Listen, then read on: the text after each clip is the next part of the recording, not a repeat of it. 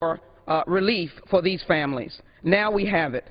And I would like to inquire of the chairman, if I might just inquire of a question of the chairman, on H.J. Res. 91, would you accept a unanimous consent to ask that every member of the House... The gentlelady's time has expired. Can I get 10 seconds to ask the question? We'll yield the gentlewoman 10 seconds. If I might, to the chairman, can I ask unanimous consent that every member of the House be considered an original co-sponsor or co-sponsor of this legislation, H.J. Res. 91? Request cannot be entertained. There is proper procedure for folks who wanted to add as co-sponsors, and that procedure will be followed. And I make that request now. Thank you very much, and I yield back my time.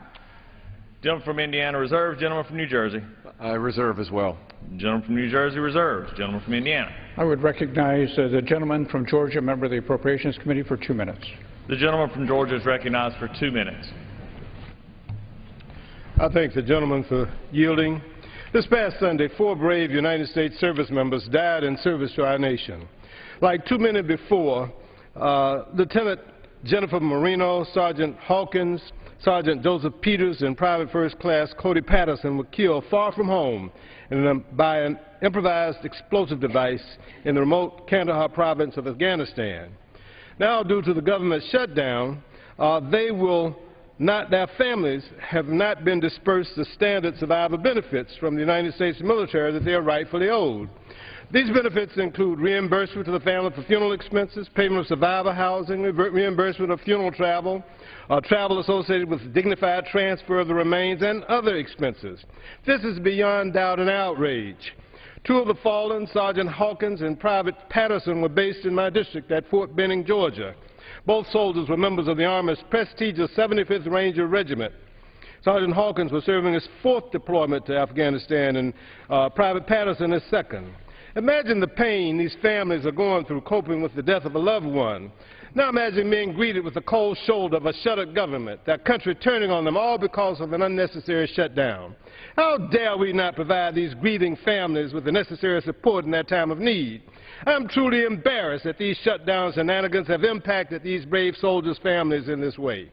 And to those people who say the government shutdown is only a minimal impact, remember these families. This is not minimal. These are our sons and daughters we have sent to combat in faraway lands, and they should never have to question our nation's resolve in taking care of their families. We must reopen our government so that such an inconvenience is never here to plague our nation. In the meantime, let's pass this bill, H.J. Res. 91, for our nation's military families.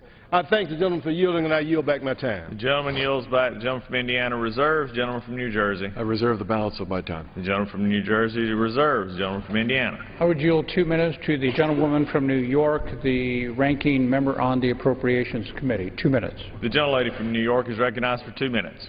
Mr. Speaker, without question, every member of the House should support providing a death gratuity for family members following the death of service personnel. The majority is once again proposing an approach that addresses today's problem but leaves the overarching crisis before us unresolved. Major gaps in capabilities remain, with neither a fully functioning national defense nor a fully functioning federal government. The Republican shutdown and piecemeal plan is damaging to the Department of Defense. It hurts our credibilities with our allies.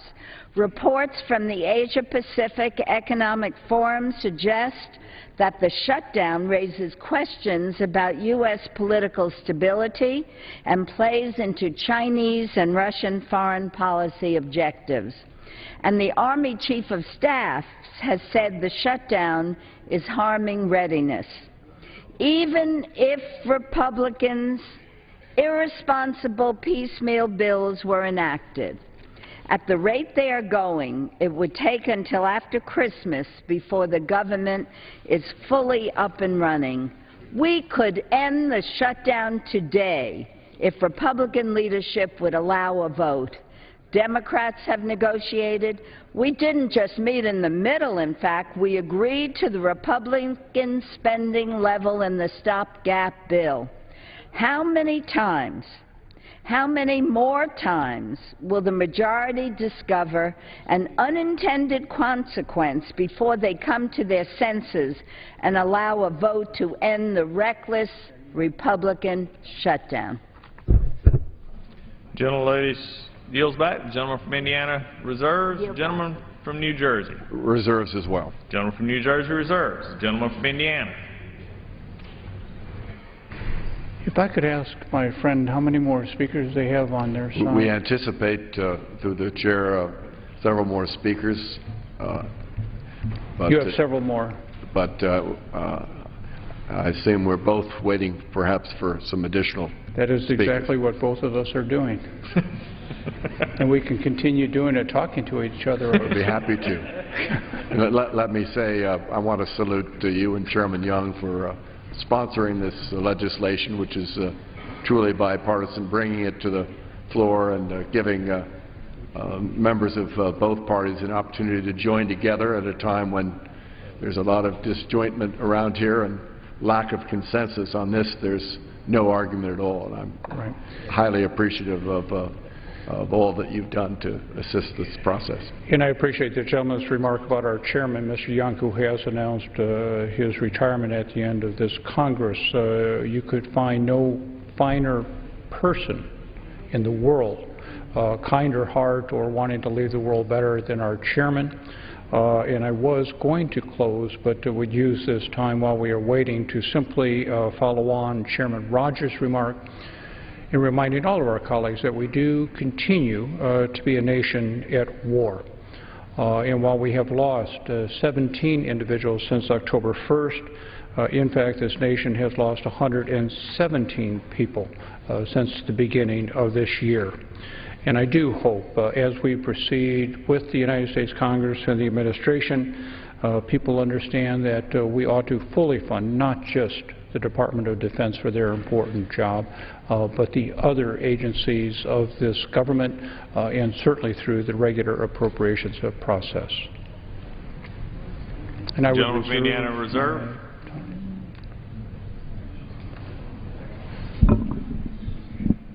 Can we yield back? Or?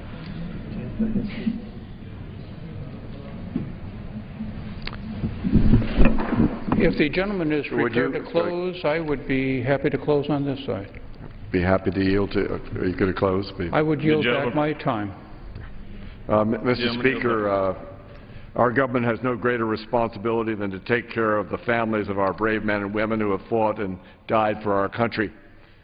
This legislation will ensure, as we've said earlier in this discussion, without question and any ambiguity, that the Department of Defense should provide payment of death gratuities and other benefits to families of our fallen men and women in uniform.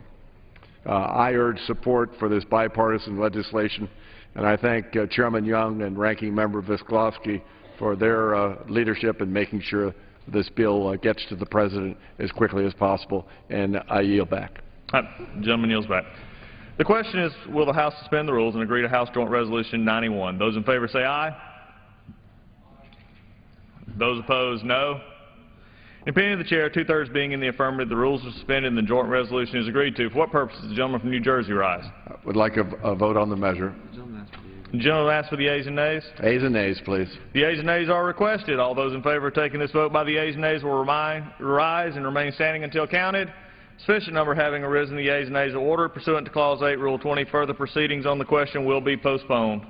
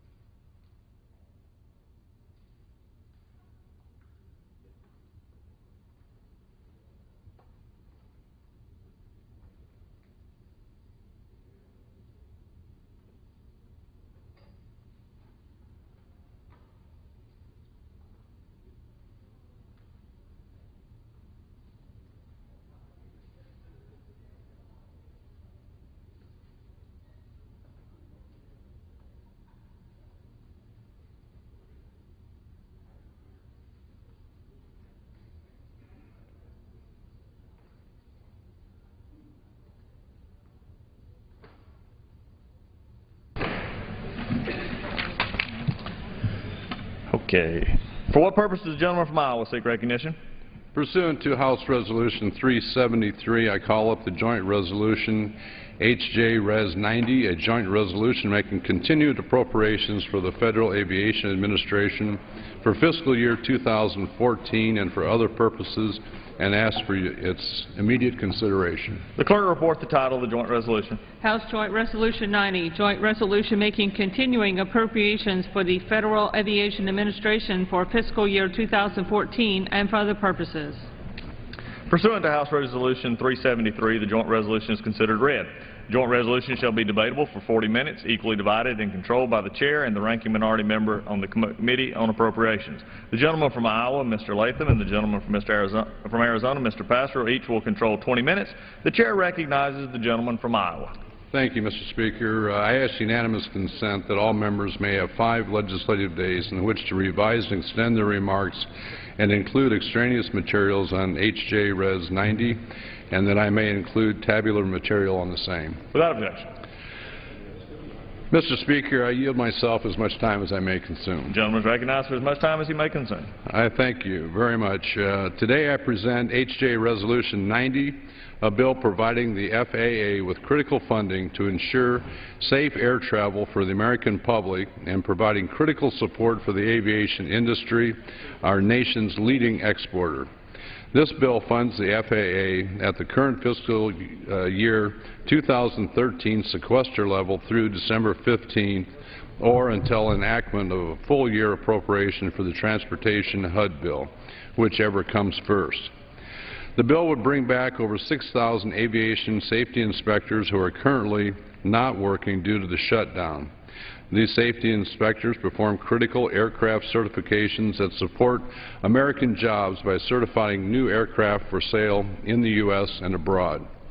The FAA's aviation safety workforce is also essential to ensuring safety in the national airspace by re-inspecting and recertifying the operation aircraft fleets that transport millions of Americans every day.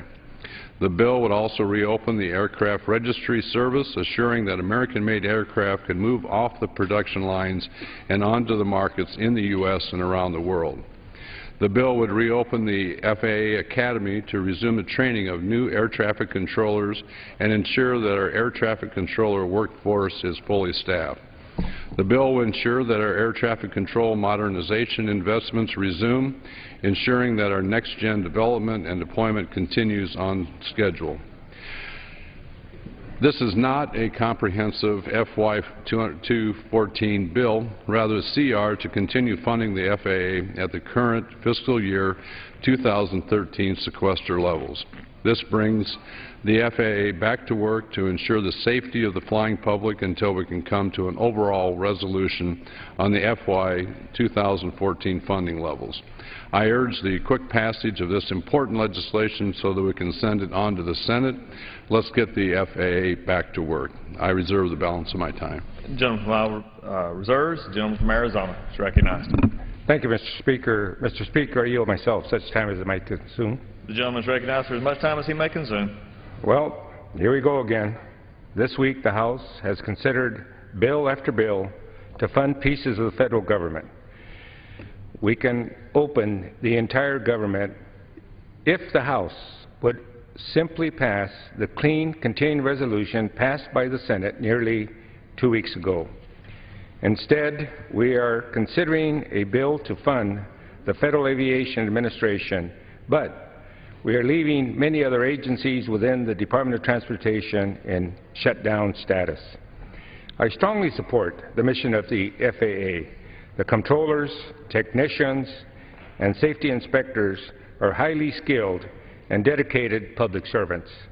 However, I cannot support this piecemeal approach to funding our transportation system.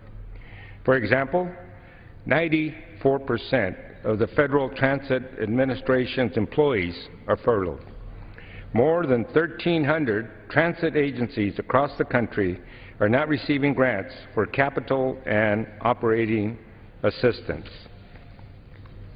No funds are provided for the Capital Investment Grant Program, which helps create construction jobs and relieves congestion in our major cities. The National Highway Traffic Safety Administration vehicle safety program is shut down. Defects in cars and trucks are not being investigated. Crash tests and safety rulemaking have been suspended. What about assistance to Amtrak? Operating and capital assistance is discontinued at a time when more than 30 million passengers rely on Amtrak to get to destinations all over this country. The Maritime Security Program gets no relief by this piecemeal approach. This program provides vital support by helping move the cargo that is necessary to support our national defense efforts overseas. Finally, the National Transportation Safety Board has furloughed most of its employees, and investigations into last week's tragic bus crash in Tennessee will go undone. Today, we reported a gas explosion in Oklahoma, which would be the responsibility of this agency to investigate. Will it be investigated? Probably not, only because of the shutdown. The reckless and irresponsible shutdown that has been masterminded by a small faction of the House is disruptive for our nation's transportation system and for the programs that support our most vulnerable citizens. And for this reason, Mr. Chairman, I would ask opposition to this piecemeal approach to this piece of legislation. I reserve the balance of my time. The gentleman from Arizona reserves. The gentleman from Iowa. Thank you, Mr. Speaker. I would like to now recognize the chairman of the Full Appropriations Committee, the gentleman from Kentucky, Mr. Rogers, for 4 minutes. The gentleman from Kentucky is recognized for 4 minutes. I thank the chairman for yielding me this time. You know, we've heard from the other side of the aisle on all of these bills that attempt to reopen many aspects of the federal government. We hear them say, well, I'm in favor of that program, but I want to vote against it until they bring the entire government funding bill before us. Well, I'd love to do that. I'd love to bring the entire budget here.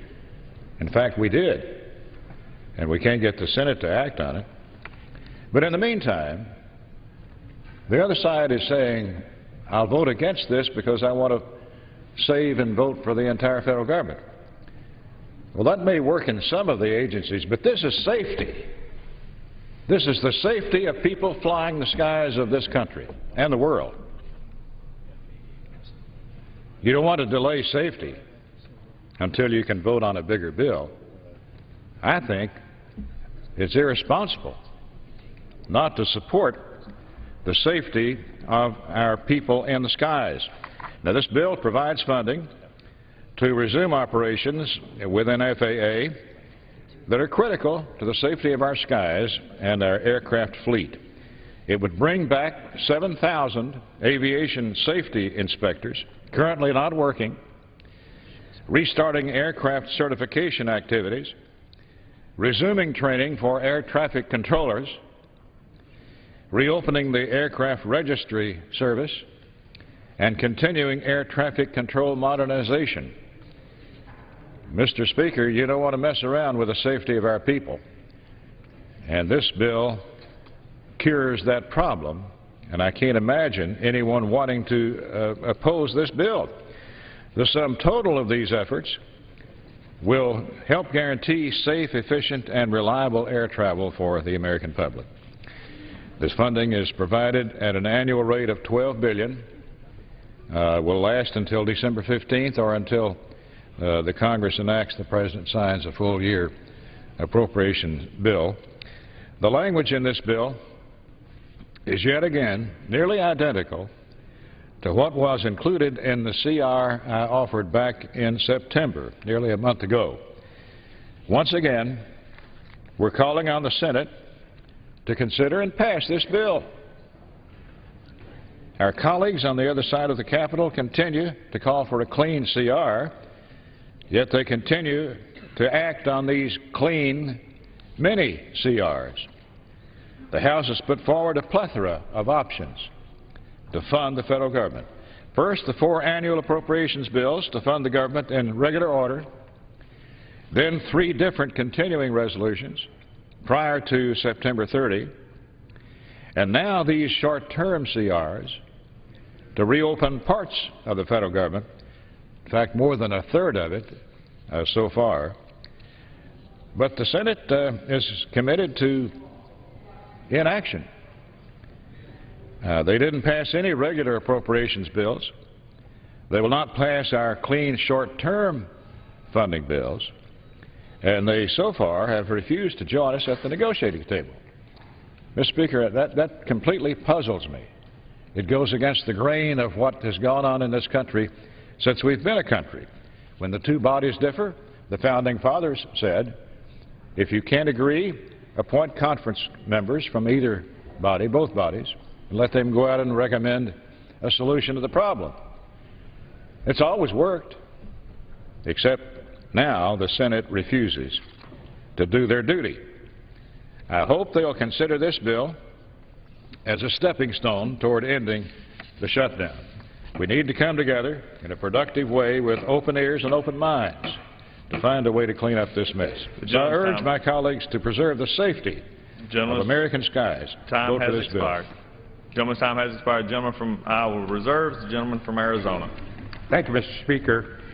It's interesting that I believe many months ago the Senate, which no one thought that they would pass a budget, we persuaded them through our votes here in the House to pass a budget, and the House leadership refused to have a conference to appoint conferees so that we could have had regular order, had done the appropriation bills, and I know the chairman of the appropriations wanted to do that, and today here we are talking about safety when most of the air traffic controllers are already on the job.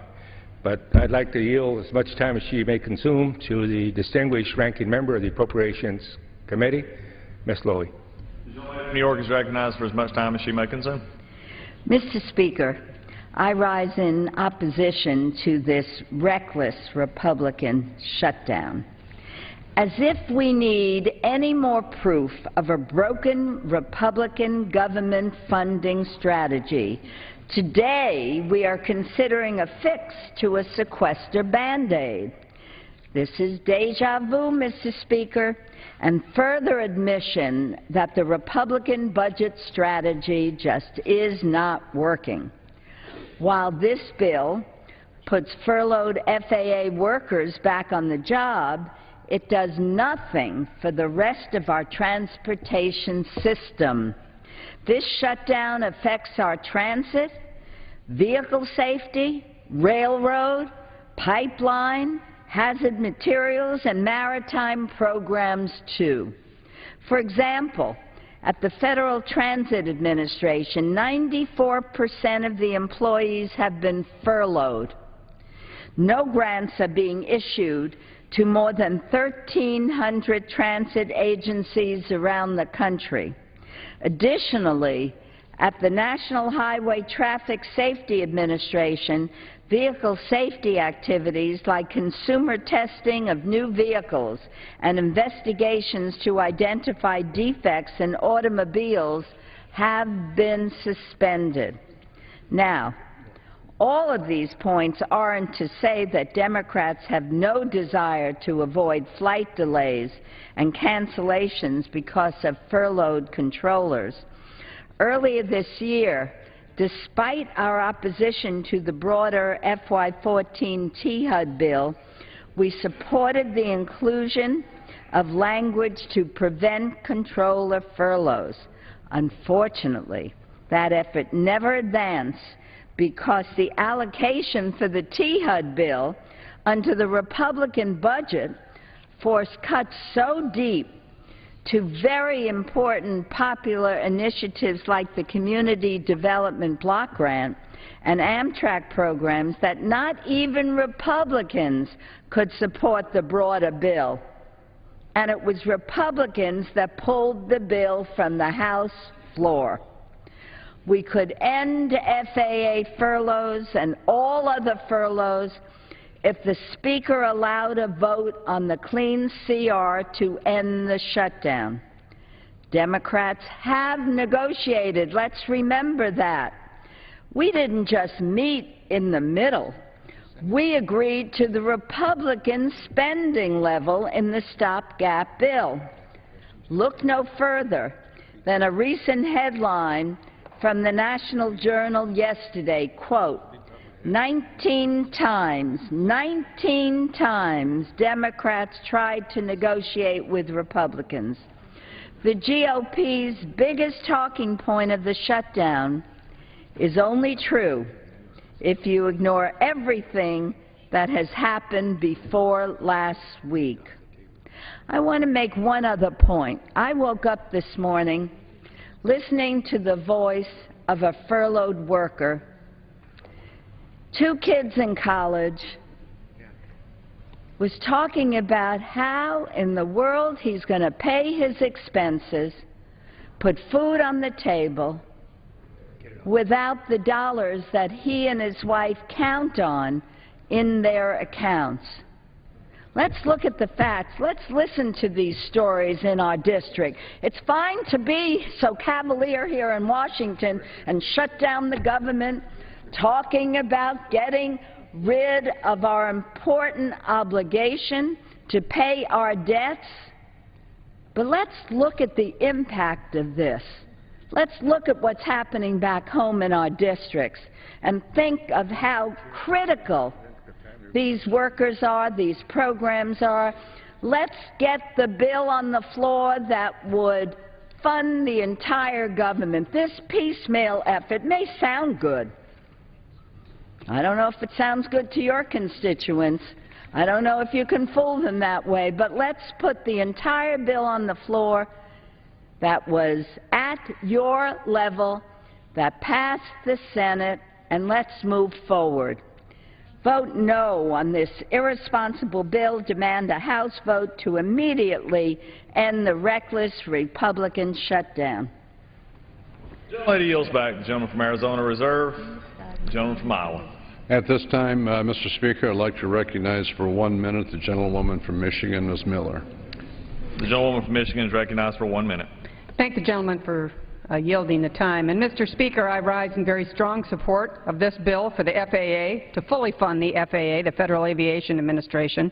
It is so absolutely critical, both to our economy as well as our security in the airways, not only on commercial flights, but general aviation as well.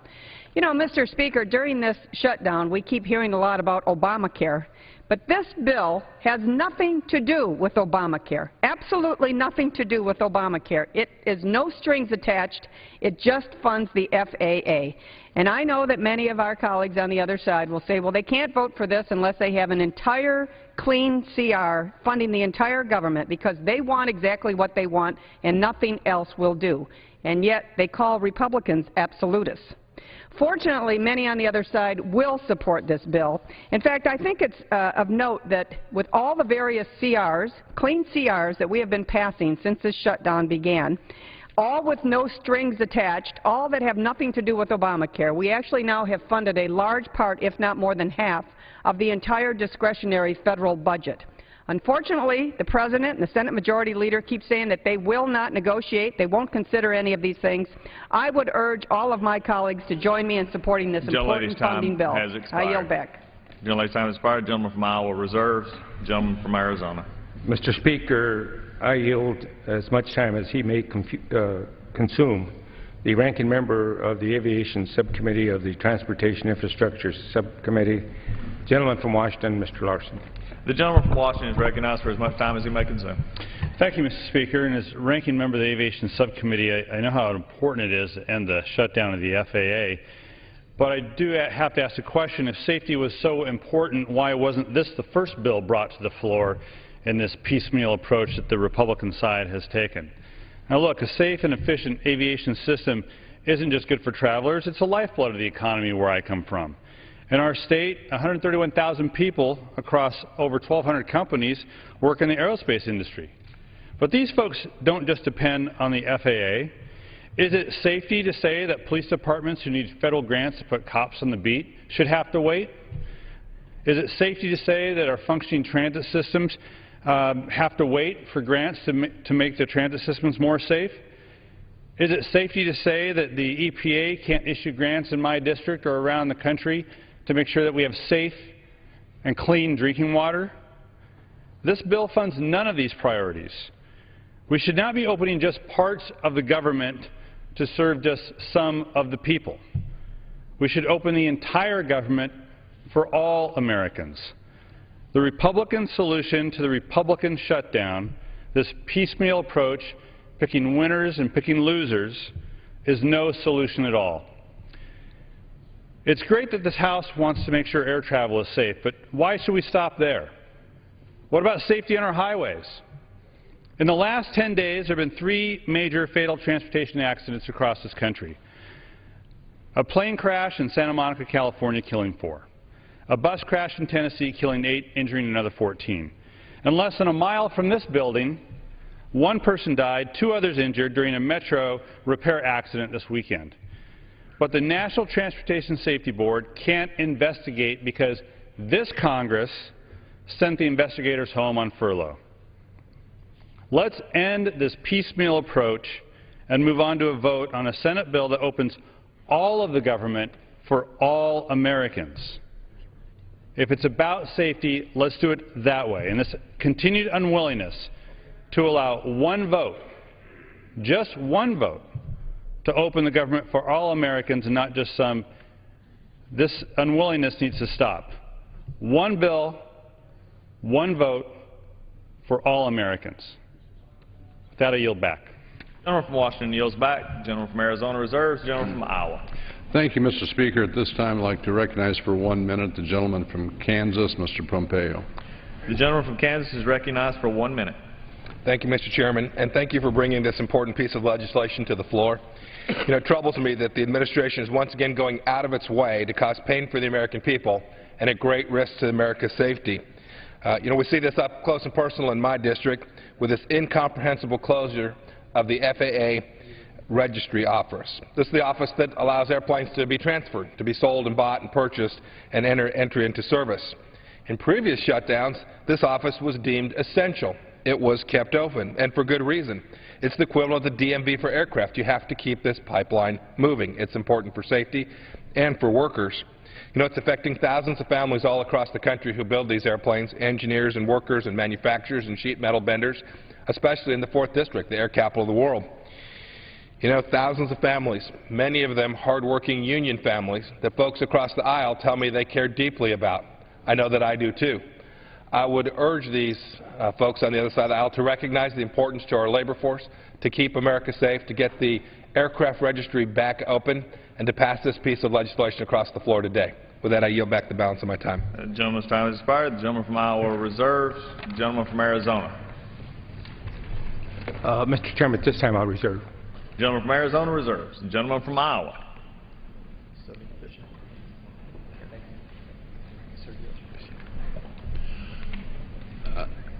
Thank you, Mr. Speaker. At this time, I'd like to recognize for 1 minute the gentleman from Michigan, Mr. Benishek. The gentleman from Michigan is recognized for 1 minute. Thank you, Mr. Chairman. Mr. Speaker, I come to the floor today in support of H.J. Resolution 90, the Flight Safety Act. This common-sense bill will restore funding to critical funding to the FAA and help protect airports in northern Michigan and throughout our nation. Like so many people in our country, I'm deeply frustrated by this government shutdown. I don't want to see air travelers in northern Michigan hurt because the Senate and the President refused to negotiate on a spending plan.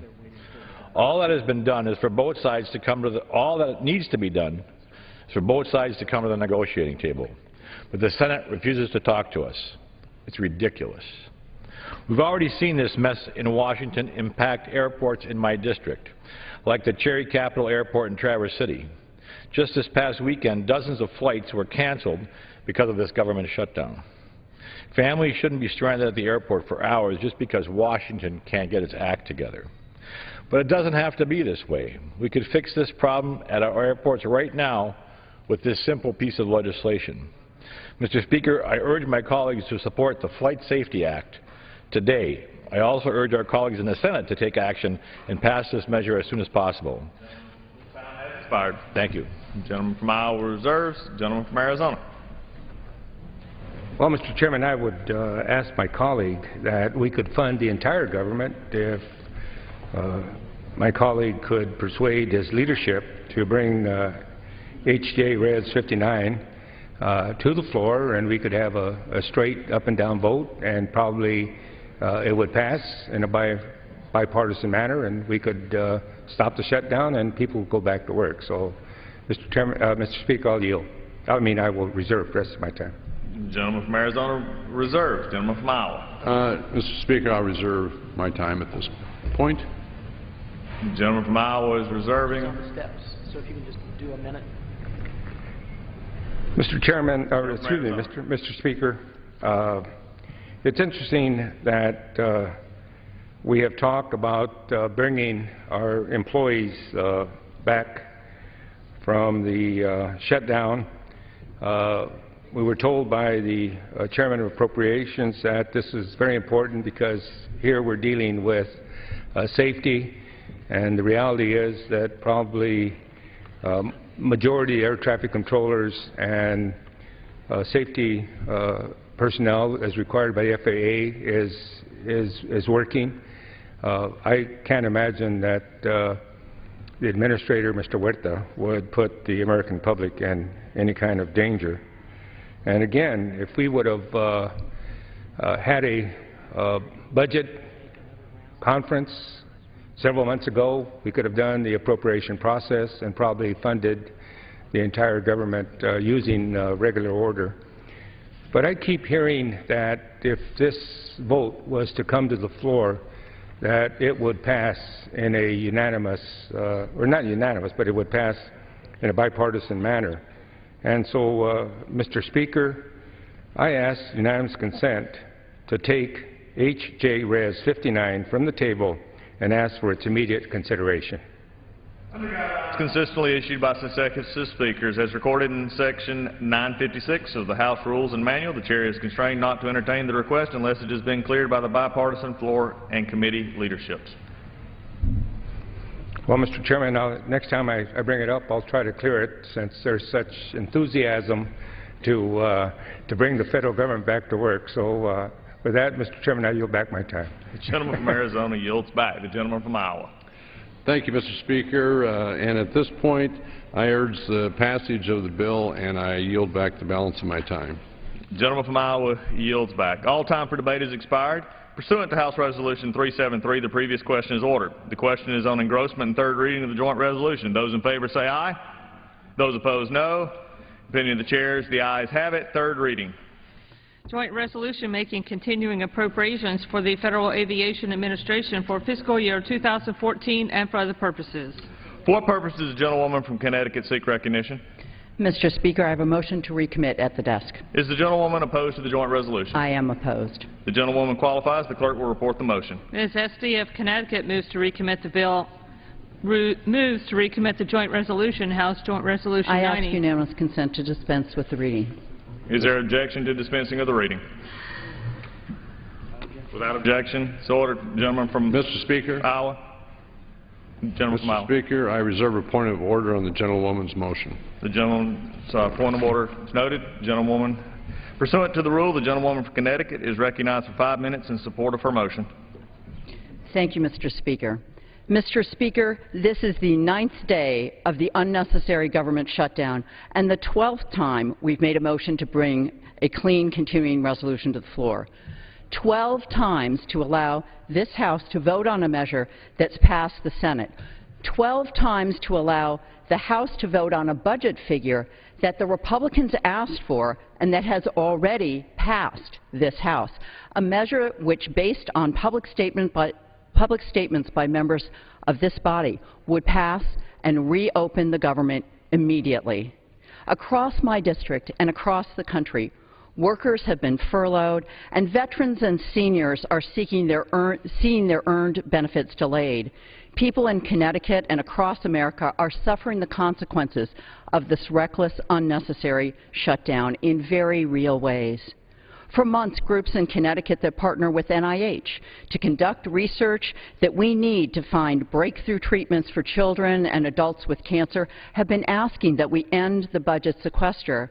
And last week, university hospitals and researchers like those in my state came together to oppose the piecemeal approach and ask this House to end the government shutdown. The shutdown means that loans for small businesses to help them grow and create jobs are being delayed. In fact, the average loans for small businesses approved per day in my district is $188,000. And those businesses put those loans to work creating jobs, ordering new equipment, exporting their goods. But they can't when the SBA is shut down. Business travelers need the entire federal budget reopened, not a gimmick piecemeal bill limited to parts of the FAA. Piecemeal gimmicks are not a solution for families and children who need the entire federal government reopened so that Head Start's classrooms aren't closed. Piecemeal gimmicks are not a solution for our veterans who need the entire federal government reopened so that they don't face even more unnecessary, harmful delays for the benefits they have earned. Tax-paying Americans are right to expect their hard-earned tax dollars are used responsibly. What sense does it make for taxpayers to be footing the bill for furloughed workers who are prohibited from working when we can vote today for this motion, which would lead to the entire federal government reopening?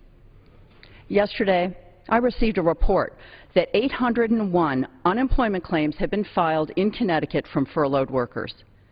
Taxpayers will be paying unemployment instead of paying people to work. One vote is all it would take, and this motion could be that vote. It's time to end this shutdown. It's time to send a short-term funding bill to the President. It's time to reopen the entire federal government. It is time to be responsible. This is what I hear from folks across my district. Reopen the entire government. A manufacturer in my district let me know that the shutdown is causing uncertainty in its business and their customers' businesses. The shutdown has put a chilling effect on their customers and is harming confidence. Piecemeal gimmicks are not the solution to this problem. And this disingenuous piecemeal approach is not acceptable to the Chamber of Commerce and a coalition of over 250 associations representing multiple private sector, job-creating industries. They sent a letter to us even before the shutdown, urging this body to promptly pass a continuing resolution to fund the government and raise the debt ceiling. We need to reopen the federal government for all of the American people. Make no mistake, I want the FAA reopened. I have contract towers in my district. I want the FAA reopened. I want the VA reopened. I want the entire federal government reopened. I ask my colleagues to be reasonable and vote to pass this motion to reopen the entire federal government. And I remind my colleagues who claim that we won't meet partway, we have. Mr. Speaker, the budget figure in this temporary spending bill is your proposal. The Republican budget number, which is much, much lower, frankly, than what Democrats prefer. But we want to end the shutdown and stop the pain for all of the American people. So we come before this House with the Republicans' own budget figure and ask all House members to do the right thing. Join us in reopening the federal government. I urge all House members to vote aye on this motion, and I yield back my time. The gentlelady yields back. Does the gentleman from Iowa wish to be heard on this point of order? Insist. Mr. Speaker, I make a point of order that the instructions contained in the motion violate Clause 7 of Rule 16, which requires that an amendment be germane to the bill under consideration. As the Chair recently ruled on October 2nd, 3rd, 4th, 7th, 8th of 2003 at 13, the instructions contain a special order of business within the jurisdiction of the Committee on Rules, and therefore the amendment is not germane to the underlying bill. Mr. Speaker, I insist on my point of order. Does the gentlewoman from Connecticut wish to be heard on the motion? I would, Mr. Speaker. Mr. Speaker, doesn't the bill before us fund a portion of the federal government? My motion to recommit would open up the entire federal government so that all the benefits taxpayers have paid for with their hard-earned dollars are available. Can the chair explain why it is not germane to open all of the federal government instead of just one portion? We have voted to pay workers furloughed during the shutdown. I supported that bill. But what sense does it make to have workers paid to sit at home and not able to do the jobs they want to do? What kind of a strange house is this that would force that situation on our workers and on our taxpayers? Mr. Speaker, if you rule this motion out of order, does that mean we will not be opening the entire federal government today? Can the Speaker explain why we can't open the entire federal government today? The Chair is prepared to rule. The gentleman from Iowa makes a point of order that the instructions proposed in the motion to recommit offered by the gentlewoman from Connecticut are not germane. The joint resolution extends funding related to the Federal Aviation Administration. The instructions in the motion propose an order of business of the House. As the Chair ruled on October 2nd, October 3rd, October 4th, October 7th, and October 8th, 2013, a motion to recommit proposing an order of business of the House is not germane to a measure providing for the appropriation of funds, because such a motion addresses a matter within the jurisdiction of a committee not represented in the underlying measure. Therefore, the instructions propose a non-germane amendment. The point of order is sustained. Mr. Speaker, I appeal the ruling of the Chair. The question is, shall the decision of the Chair stand as the judgment of the House? For what purpose does the gentleman from Iowa? Mr. Speaker, I move to lay the appeal on the table. The question is on the motion to table. Those in favor say aye. Aye. Those opposed, no. In the opinion of the Chair, the ayes have it. Mr. Speaker, I request for a recorded vote. Yeas and nays. The gentlewoman asks for the yeas and nays. The yeas and nays are requested. Those favoring a vote by the yeas and nays will rise. Sufficient number having arisen, the yeas and nays are ordered. Members will record their votes by electronic device. Pursuant to Clause 8 and Clause 9 of Rule 20, this is a 15-minute vote on the motion to table will be followed by 5-minute votes on passage of the joint resolution if arising without further proceedings and recommittal, and the motion to suspend the rules and pass House Joint Resolution 91. This is a 15-minute vote.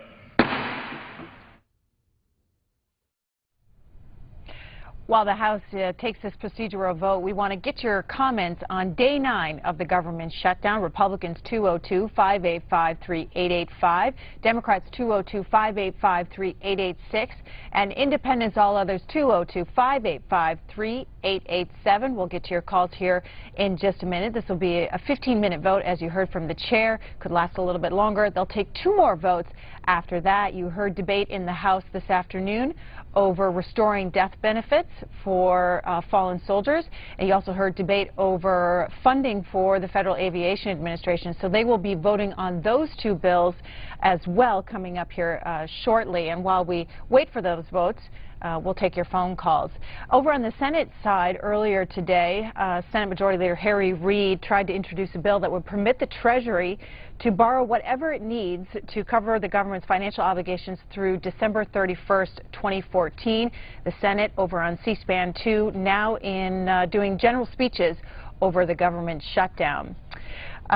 About death benefits for fallen soldiers, we heard from Jay Carney at the White House earlier today during their White House briefing about the President's take on that. Rick Klein from ABC tweets out this: Carney's implication is Obama didn't know about death benefit issue till today. Quote, he directed that a solution be found. We expect one today. And this here from Fox producer Chad Pergam up on Capitol Hill, DOD saying, since government shutdown, 26 U.S. service members killed, none receiving 100,000 death benefits as of now. So that was the debate earlier on the floor in the House, and they'll be voting to restore those death benefits here in the House, and then the Senate to be taking that up as well. Earlier today, C-SPAN talked to Politico's Ginger Gibson about the situation up on Capitol Hill and the debate over the government shutdown. Here's what she had to say. Joining us on Capitol Hill is Ginger Gibson, congressional reporter for Politico. Thanks very much for being with us here on C-SPAN. Thanks for having me. Some developments today. We know that Speaker of the House John Boehner and the Democratic leader Nancy Pelosi are meeting this afternoon. We know that congressional Democrats will be at the White House meeting with the President. And we also know that the House will be in session Saturday beginning at 9 o'clock. So what does that all tell you? This is more signs of a slow slog, maybe to eventually finding some resolution. Speaker Boehner and Leader Pelosi have been in contact. We know that On Monday, the 30th of September, before the shutdown, Leader Pelosi offered John Boehner the votes he needed to pass a clean CR. Meeting again today, they've been discussing votes, tactics for weeks now, but potentially the ability to have someone negotiate something with Speaker Boehner that could find some resolution. And we know that the White House has been trying to keep House Democrats happy. We're not hearing a lot of criticism from the rank and file in the House about what's going on. And part of that's this outreach, and we see President Obama is going to be meeting first with those members. And as for Saturday, other than making reporters work a longer week than normal, there's the need to feel like the public sees them doing something. Even if the bills that they're voting on are unlikely to go anywhere and aren't solving at the bigger problems, we know that the House has made a real effort to make sure it appears that they're working nearly every day. And of course, one of the issues yesterday, we heard Senator John McCain on the Senate floor as 5 Americans killed over the weekend. The House, and later we could assume the Senate, taking up the issue of death benefits today. Yeah, the bill is going to come before the House. It is one of these smaller spending bills that the House has been moving through. They've got 2 today. The first that will allow for benefits to be paid for the family members of those killed in the line of duty overseas in our military, and the other which would allow NTSB to do more flight crash investigations, something that's not happening right now. Let me ask you about your piece, which, by the way, is available online at Politico.com. Is conservatives trying to keep the pressure on the health care law, the Affordable Care Act, and yet in the editorial that Congressman Paul Ryan, the chair of the House Budget Committee, wrote for today's Wall Street Journal, he talked about entitlements. He didn't talk specifically about health care. What's going on there? As this conversation gets bigger, becomes more protracted, there's more discussions of a big bargain, a grand bargain as it's been called, including entitlement reforms, other big ticket items that Republicans have been asking about for years. As we hear more about those things, we hear less about Obamacare, which is how all of this started, if we think back to the original fight that shut down the government. But a solution might involve one of those other things. And there's mixed feelings among conservatives. Some conservatives, especially those who are strongly behind the push, saying this was an important thing to attach this defund effort to these CRs. They're concerned that their priority is going to get left behind. And a handful of Republicans think it could be a good thing, that entitlement reforms is an even bigger get for them than defunding or delaying Obamacare. So now that we're in day 9 of this shutdown, walk us through some various scenarios. How long do you think it will last? And could we be talking about this early next week as we reach the limit on the nation's debt? After we pass day 4, I quit hypothesizing how much longer it's going to last, because I just don't think anyone knows at this point what it's going to take to bring this to an end. But there are some possibilities. We know that Speaker Boehner could just walk onto the floor at any point now and call for a vote on a clean CR, and that very likely has the votes to pass and would reopen government very quickly.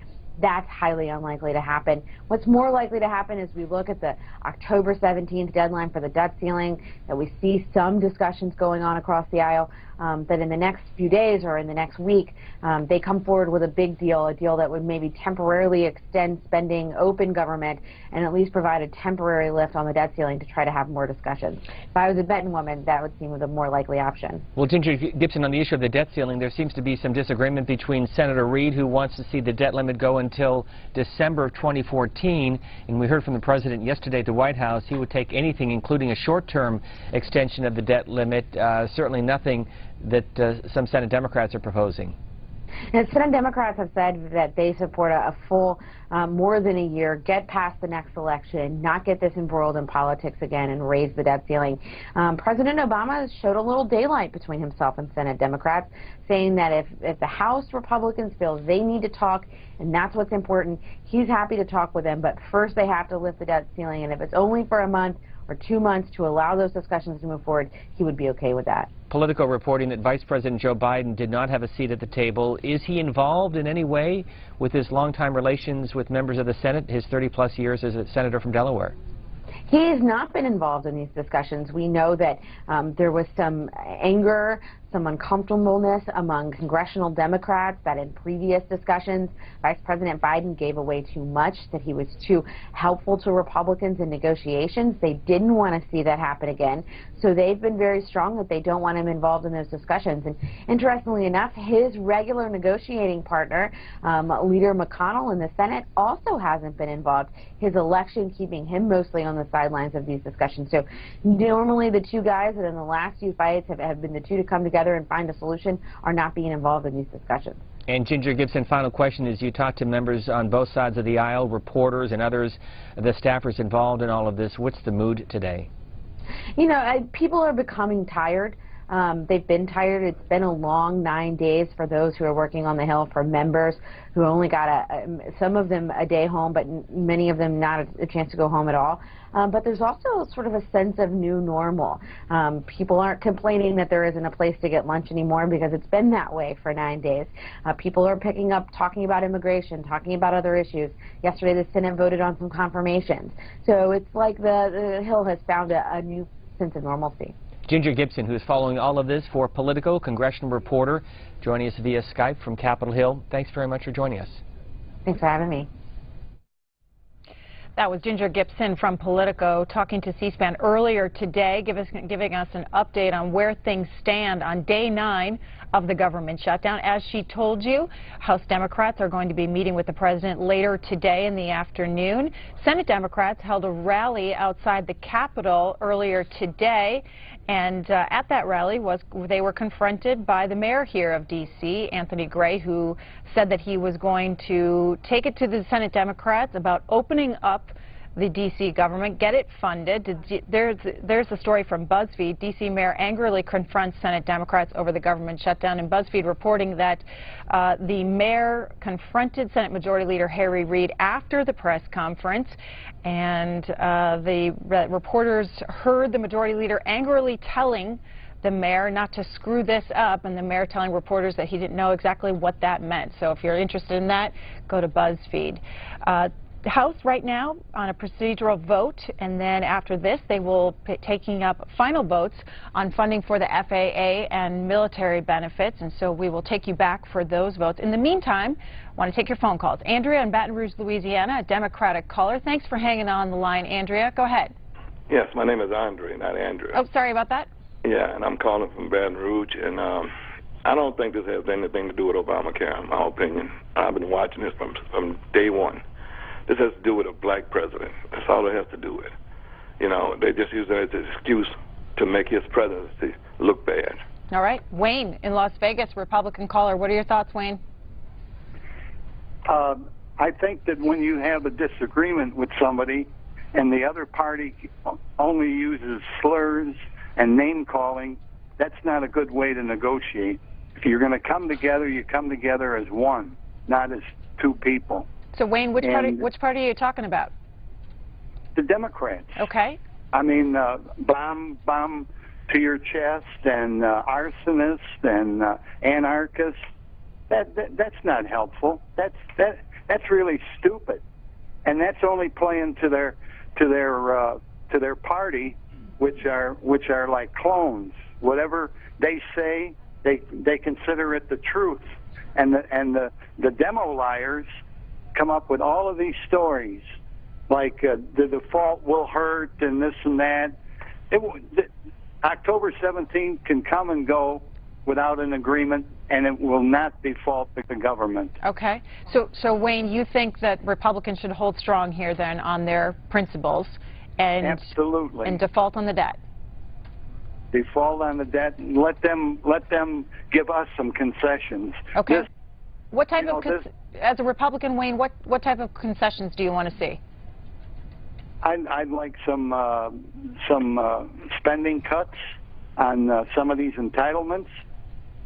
We're becoming a nation of takers and not givers. Okay. Even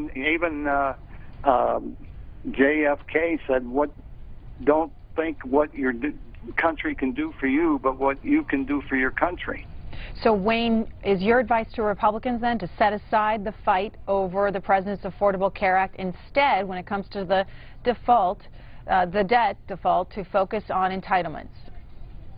The Affordable Care Act is going to fall on its face. It's not well thought out. There are too many regulations. Prices are going to go up.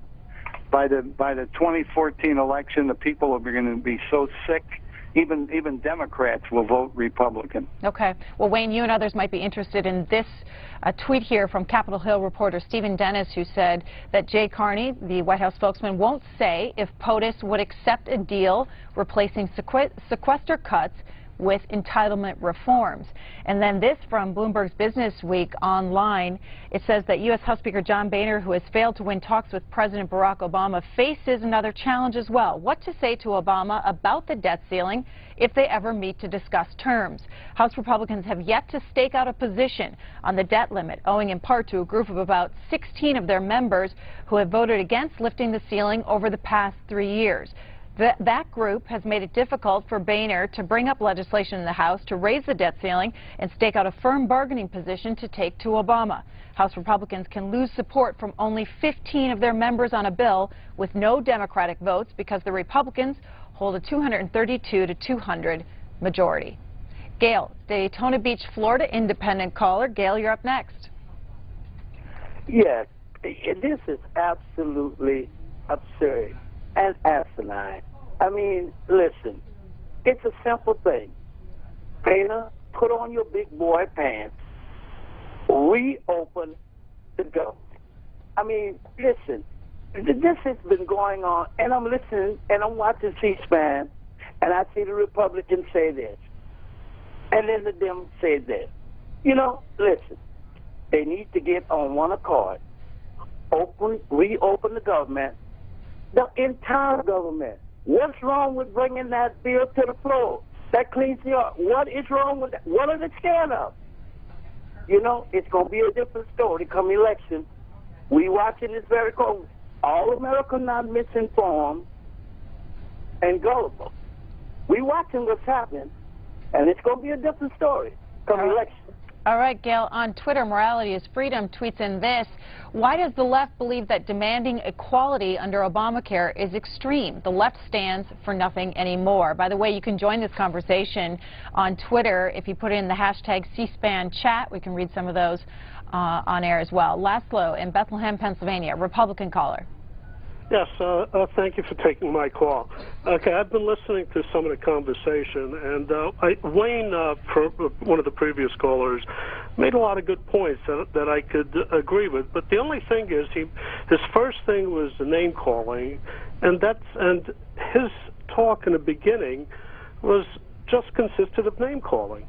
And this is one of the problems that we face here with the Republicans and Democrats. Now, I've been a long-time Democrat, Republican. I've been even a conservative in my younger days. So I've voted across party lines. This is the most ridiculous thing that I've seen. Now, in the interest of disclosure, I am a government employee. Okay, I worked for them for 1 year as a federal employee.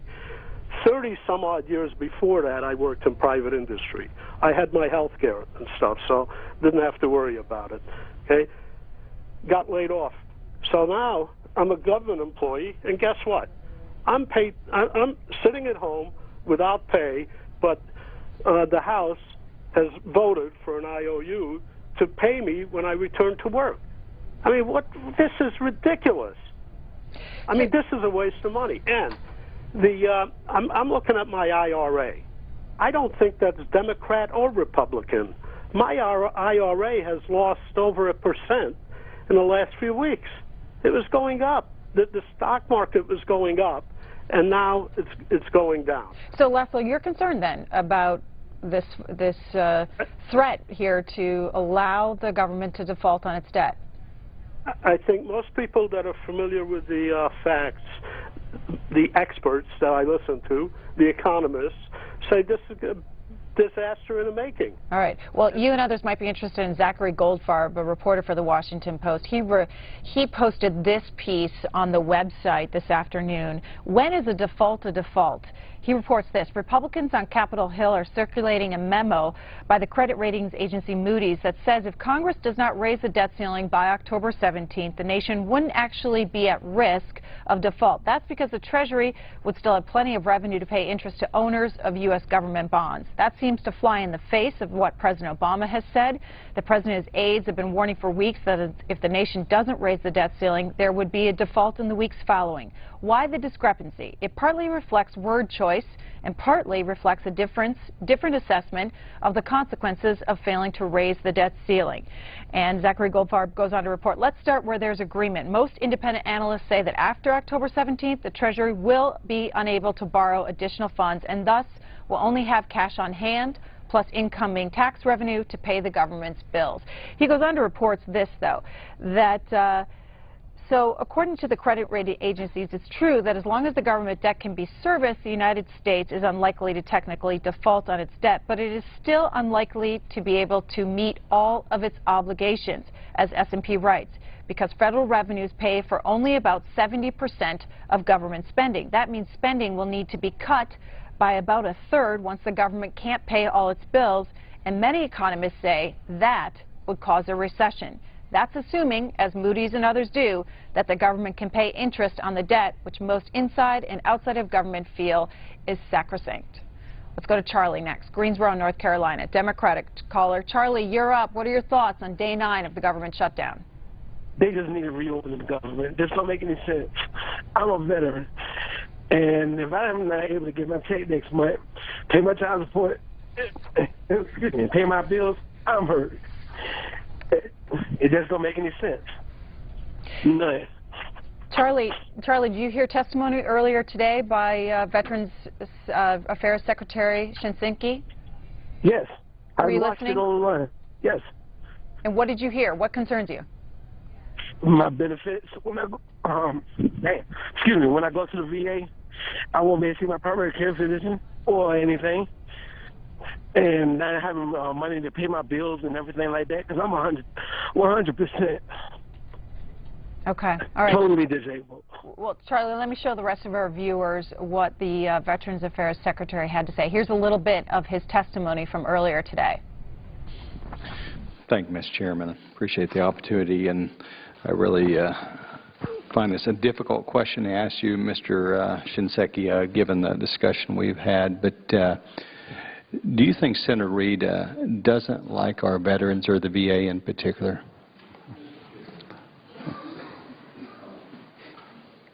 And it is a tough question. The reason I ask that, Mr. Secretary, is that as the chairman has indicated, 127 days ago, the U.S. House passed the appropriations. 105 days ago, the Appropriations Committee actually sent it to the floor of the U.S. Senate. And for 105 days now, Senator Harry Reid has refused to bring the appropriations to a vote in the U.S. Senate. Have you visited with the senator and asked him, could you please, Mr. Reid, bring that to a vote in the U.S. Senate? Yeah, Mr. Huelskamp, I'm happy to answer the question about Senator Reid personally. I think he very highly values veterans. As to why we are unable, Congress is unable to do its business, I will leave to the members to discuss. Okay. Well, and I appreciate that. And you mentioned Congress, but it is a issue in the U.S. Senate. And have you visited with the senator and see if the appropriations? I'll note I've been disappointed in the House that 4 out of 12 appropriations bill is all we've passed through the U.S. House, and that includes a year budget. That means 8 out of 12 have not passed here, but 12 out of 12 have not passed in the U.S. Senate, and that's been the case now since 2009. Is there any indication in your visits with the senator that they would consider at least passing your appropriations, Mr. Shinseki? And I appreciate the work you've done to continue to meet the needs of our veterans in this shutdown period. Yeah. To your specific question, have I visited Senator Reid over this? I would answer I have not. Okay. It is not something that I would ordinarily do. I deal with this committee and with the appropriate committee in the Senate when it comes to my budget, and that's where the work is done. And I haven't compared the budget that came out of the Senate Appropriations Committee compared to what came through the House by a pretty wide margin, and hopefully it would meet your needs. I would encourage perhaps that conversation to take place. Well, thank you, Mr. Chairman. I'd like to echo that. I'd like to give the gentleman 30 seconds to apologize to Senator Reid if he'd like to do that. That's beneath this Congress and certainly beneath this committee on questioning someone's commitment to veterans. We may have differences on policy and ideology. We certainly don't have differences on love of this country. So I would give my 30 seconds to the gentleman if he wishes to claim it.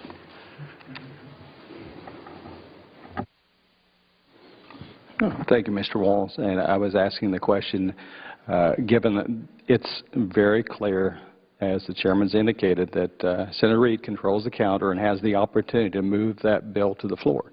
And since this shutdown has occurred, unless there were some recorded votes yesterday, we've had 7 days in which there's been not a single... I reclaim my time. Disappointed, to say the least. I hope that goes on record.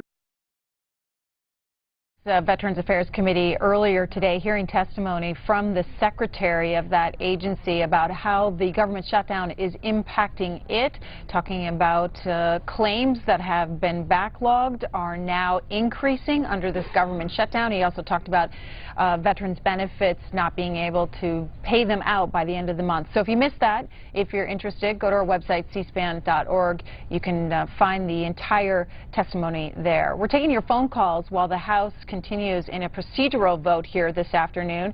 After this vote, they will be taking a final vote passage on funding for the Federal Aviation Administration, and then after that to restore death benefits to those fallen military soldiers.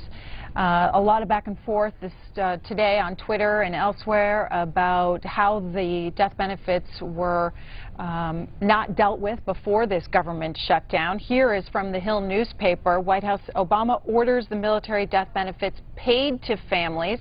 This is something that was confirmed by the White House spokesman Jay Carney during his press briefing today. He said that Carney said Obama had ordered the Office of Management and Budget to work with White House lawyers to find a way to restart the benefits and expects a fix Wednesday.